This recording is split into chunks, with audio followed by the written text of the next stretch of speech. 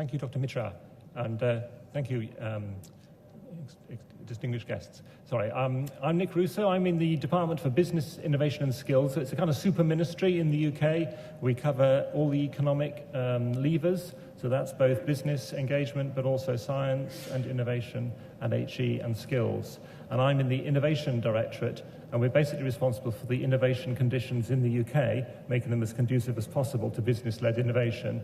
My work is focusing on how international collaboration can drive innovation, both in the UK and overseas, because we recognise that innovation is essentially international activity. What I wanted to do very briefly now is just to convince you that the UK has a lot to offer India, that we are actively engaging with India, and we want to do more, and we are operating some new exciting opportunities to increase the levels of collaboration. So the UK is a very small country. I guess it compares in size to one of your states, but we are very concentrated in terms of a strength of universities, of research excellence and innovation. So we have over 100 universities, 9 of which are in the top of 100 globally, and we generate a great deal of excellent research. We give very good value for money. So for a small population, again, globally, we deliver a high proportion of the most highly cited research papers, and someone has done a study and found that the UK, for the level of R&D expenditure, you get the highest number of citations per pound spent. We have a breadth of expertise as well. It's not just in a very small number of areas, but we cover everything from aerospace to creative industries to nanotechnology to bioscience to mathematics. You name it, and you'll find someone with a strength in that in the UK. And not only in research are we strong, we also believe we have a particular strength around innovation, and we're focusing on that in government particularly in order to support our growth and to enable us to work with others to solve the major challenges that the world faces. So we see innovation, taking ideas, taking research and bringing them into reality, often through business, through commercial exploitation, as being really central to our economic strategy. And our industrial strategy that we've been developing over the last few years has focused in on a number of sectors. And just looking at the slide, I think you can see there's an excellent fit with a lot of the sectors where India has strengths and where India is also seeking to grow and expand. I think that provides a good template for starting to think about where the opportunities for collaboration might lie. And we have been collaborating for quite a while. Since 2008, our major research councils have been funding joint research with Indian partners, starting off about £1 million, but now well over £100 million. And so we're building up, and we extend to continue to develop that in the future. And this is covering a very wide range of areas.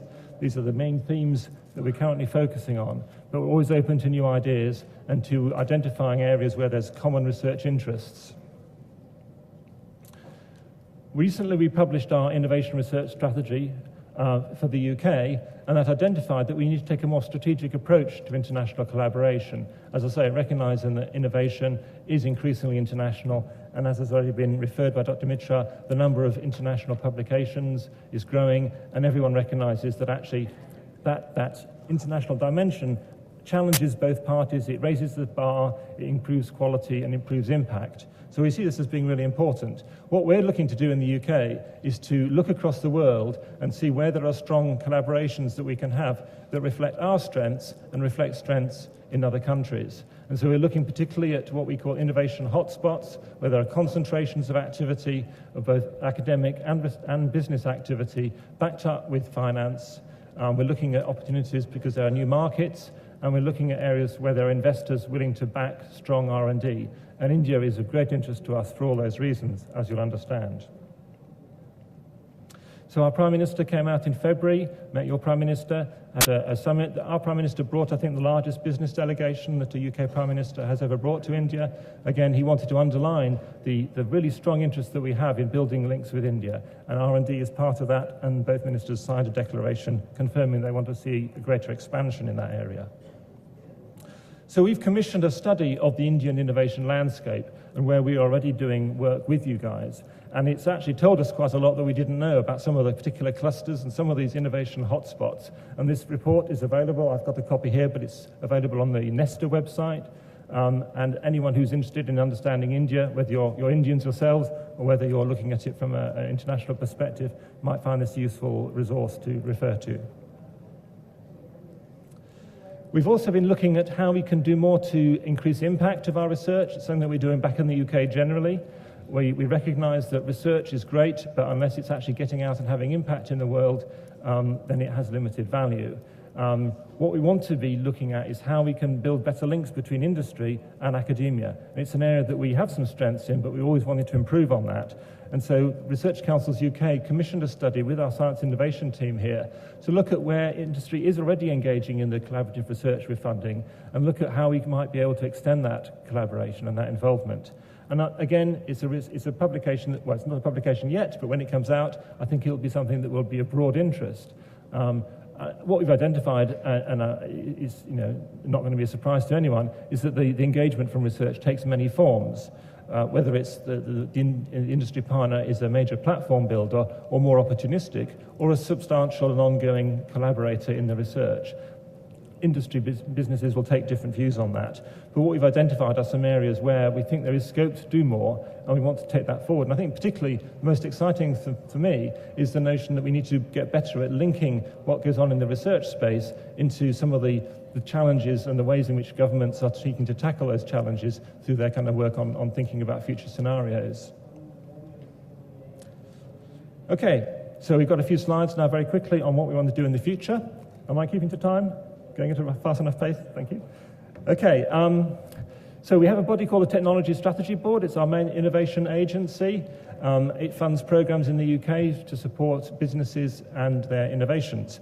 They are setting up a collaborative R&D program with GITA, the body that Dr. Mitra referred to, that will have a focus on energy and on healthcare. And that's the initial start of this. We hope to scale it up over time, and that will be announced in August. So watch out for information about that through our British website, British High Commission website, or the GITA website. We're also extending something called knowledge transfer partnerships.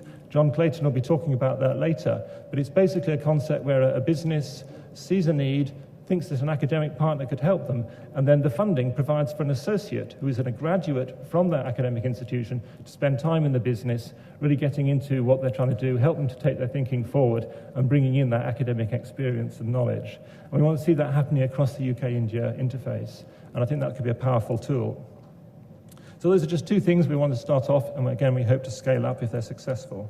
Research councils, as I say, already substantially investors with India in collaborative R&D. They want to celebrate that at the end of this year, so there's going to be a number of events focusing on that with guest speakers and interesting discussions around a range of themes. As I say, they want to increase the industry involvement, and we've just recently announced some major new collaborative programs around energy and advanced manufacturing. Private sector is also extremely active. Those of you who were here for the conference yesterday will have heard Rolls-Royce announcing their innovation challenge, which I was pleased to come out with Paul Stein during this week, and I was there at the launch of that earlier in the week. And I think that's a really exciting development, again, with private sector taking a lead in establishing new collaborations and finding the talent that exists within India. BT, major UK player in terms of telecoms, working actively with Indian hospitals. Again, I was hearing about that earlier this week. I think there's some exciting possibilities there that I want to extend. I think the interesting thing there for me was actually I'm also worked with Brazil and other countries, and again, very clearly a lot of the lessons and the technologies that are applied and developed for the Indian environment have wider relevance. Our universities, I think, are increasingly focusing on India as a source of really exciting collaboration opportunities. I know quite a number that are looking very actively at this and are hoping I'd come back with some advice on which ones they should focus on. Our Department of International Development is working with your National Innovation Council to develop a focus on inclusive innovation, helping to provide all the support that businesses need to go from initial idea through to scale up and success. And finally, we had a meeting with Sam Petroda recently. He came to the UK, and his challenge to us was that this is all very good, but how can we join it up more effectively so it has more visibility and impact? And so we're now giving that careful thought and thinking about how we might focus in on some particular cities maybe and some of the urbanisation challenges that exist in India, and again where the UK could work in partnership to explore new possibilities, because I think some new solutions will certainly be valuable there. I better stop there. Thank you very much. I hope that's been helpful, and I look forward to speaking to you later. Thank you.